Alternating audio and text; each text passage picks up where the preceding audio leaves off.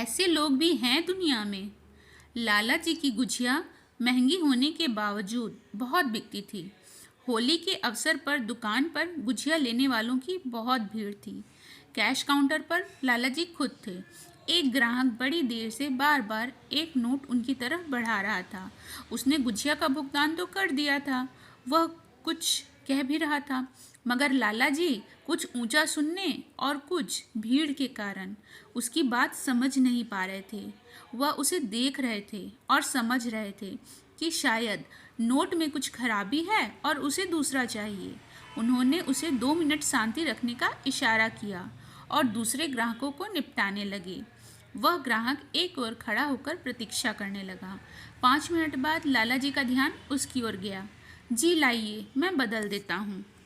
लाला जी ने उसी मूल्य का करारा नोट उसकी तरफ बढ़ाया। लीजिए। लाला जी, मुझे दूसरा नोट नहीं चाहिए। आपने गलती से एक नोट अधिक दे दिया था।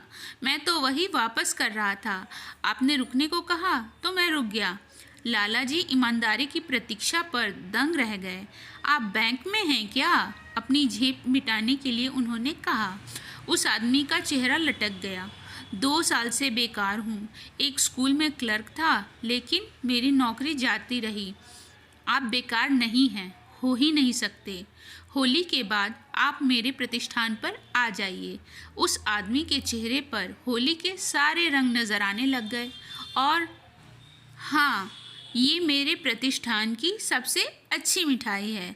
आपके बच्चों के लिए इनकार न कीजिएगा। लाला जी ने बड़े स्नेह से उसे डब्बा पकड़ाया।